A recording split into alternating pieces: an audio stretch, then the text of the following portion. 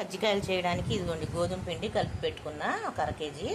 ఇప్పుడు దీంట్లోకి పల్లీలు, చట్నీ పప్పు, జీడిపప్పు, యాలక్కాయలు, ఇదిగోండి కొబ్బరి తురుము, పంచదార, నువ్వులు, యాలక్కాయల పొడి అన్నీ వేసి ఇవన్నీ మిక్సీ పట్టేయాలి. ఇప్పుడు ఇవన్నీ ఎలా చేయాలో చూపిస్తాను. మిక్సీ పట్టి ఇలా పొడి తీసుకోవాలి.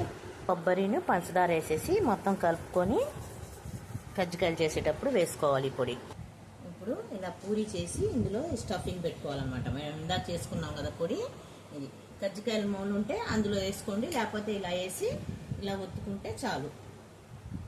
ఇవి మొత్తం చేశాక ఏపేటప్పుడు ఇదిగోండి ఇలాగా, ఇది ఒక టిప్ అనమాట. మీకు కజ్జికాయల మౌలు లేకపోతే ఇలా పెట్టుకొని అతికిచ్చేస్తే బాగా అతుక్కుంటుంది అనమాట. కజ్జికాయ వాటర్ వేసి కలుపుకొని ఇలా పెట్టుకోవాలి. దీనికి పెట్టుకొని అంచులకి ఇలా పెట్టి అతికిచ్చేస్తే అయిపోయింది.